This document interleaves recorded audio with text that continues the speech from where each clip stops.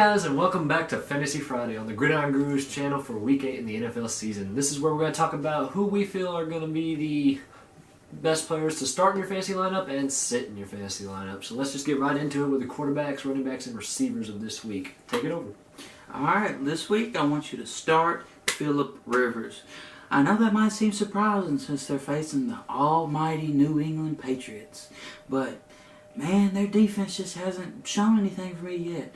They might have did that against the Falcons, but the Falcons just looking all kinds of I don't know how to explain it. They just look turmoil-fueled. The Falcons are not the same team as last year, and they just look to be more trouble than they need.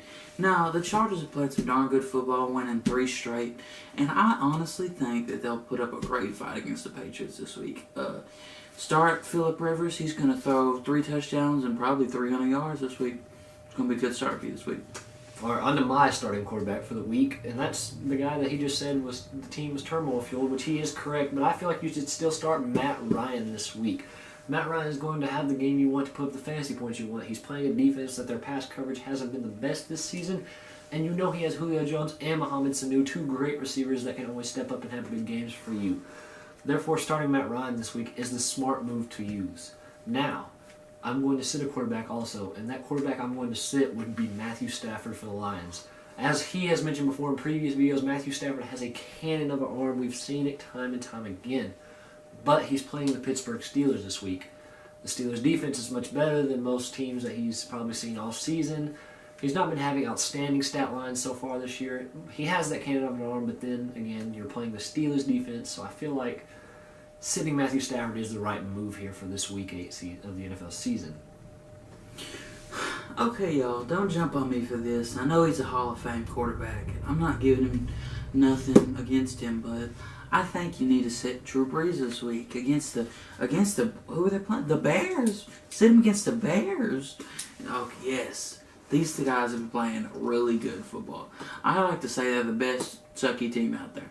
They're actually not that bad. The defense has got the pieces, and they got this young quarterback and some great running backs. The Bears are looking like they're going to put up a fight, but the Saints, I feel, want to run the ball this week. They'll run the ball more this week. It'll all be about the running backs this week, and Drew Brees won't post that crazy stat line that you want out of your quarterback.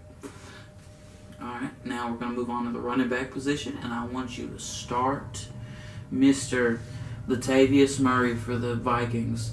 Now, I know he's making a long trip out to London, but goodness gracious, look who he gets on his schedule. The Cleveland Browns. You couldn't ask for a better matchup to get rolling. I know it's tough to go all the way out to London, but you might want to go ahead and start as many starting Vikings as you can because they'll put up a great week this week against the Browns because they are the Browns. Start Latavius Murray. That's a good point. I like that, and I'll mention later on why I like that. But I know this game's already passed by the time you're watching this video, but if you had him in there, good move for you because I would have started Jay Ajayi this week. He's playing Thursday night. That game is tonight. We're recording this on Thursday, but I feel like Jay Ajayi is going to have that week. You know, he's not on SportsCenter like he was last year for all the crazy things he's doing, putting up 200-yard games. But I feel like Jay Ajayi is the right move here. I feel like he can put up the numbers against the defense he's playing. Just starting him was the right move for me. That's where I feel personally I would go with if I had a running back to put in there. Now, sitting this week, and I was looking at the defenses here and there, rush defenses all over the place, and where else can I go other than the Seattle Seahawks? Their matchup is the Texans, so therefore I'm going to sit Lamar Miller for the Houston Texans. I feel like that defense is just too stout not to. If you start running back against the Seattle defense, that's a gutsy move right there because that defense has been playing great football year in and year out. And personally, I feel like that game's going to be handed over to Deshaun Watson to see what he can do. I feel like he's going to have to lead that team to victory, and Lamar Miller's just not going to have the stats you want to put the fantasy points to win a football game. Sit Lamar Miller. Alright, this week, sit Frank Gore. The Colts aren't looking any good at all. I hate to say they show flashes. I mean, T.Y. Hilton's having a bad season. Andrew Luck's still hurt. Frank Gore. It's been a while since we've seen Frank the Tank. And against that Bengals defense, I like to think the Bengals are known for defense. I mean, Vontaze Burfict, and then Pac-Man Jones, and then you got the rookie that's just really coming on this year, Mr. Carl Lawson out of Auburn. I'm a big fan of him. He was a great steal. Great job on that pick, Bengals. And I think the Bengals will take this game pretty good.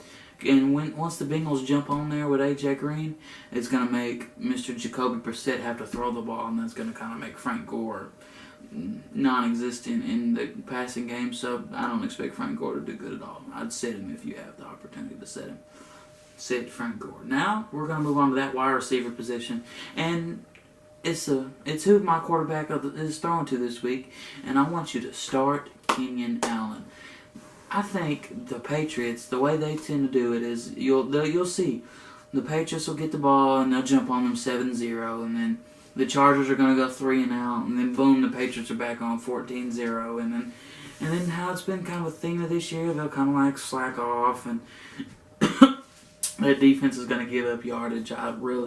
Phillip Rivers is going to have a good game, but so is Kenyon Allen. I could see him catching 100+ yards and a touchdown, if not 2. I think the number 1 receiver goes off this week against the Patriots because the Patriots defense has been slacking, to say the least.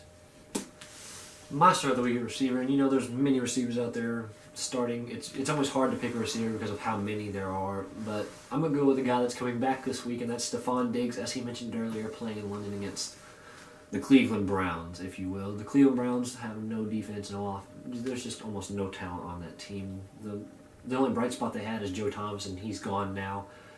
They really have nothing to hope for except for that draft pick. So I feel like Myles Garrett's out. I mean, yeah, he's out now. He's not even making the trip anymore.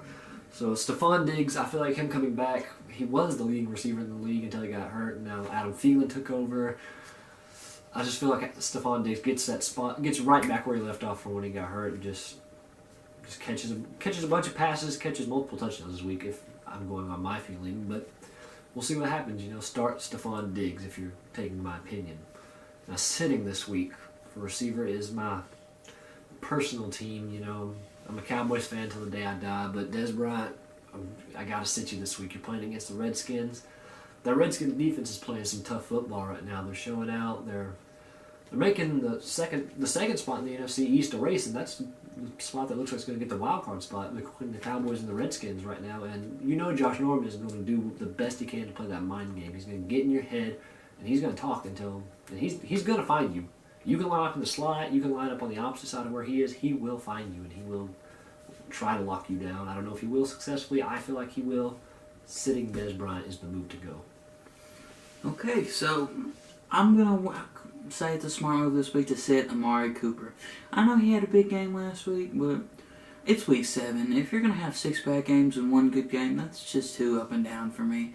I know he had 200 yards and 2 touchdowns. He just exploded the stat sheet, but the Chiefs are just in a downward spiral, honestly, and so I don't really think that's much of how it's going to go. He's been having trouble with drops this season, and the Bills are a for real defense, and I think the Bills shut him down this week.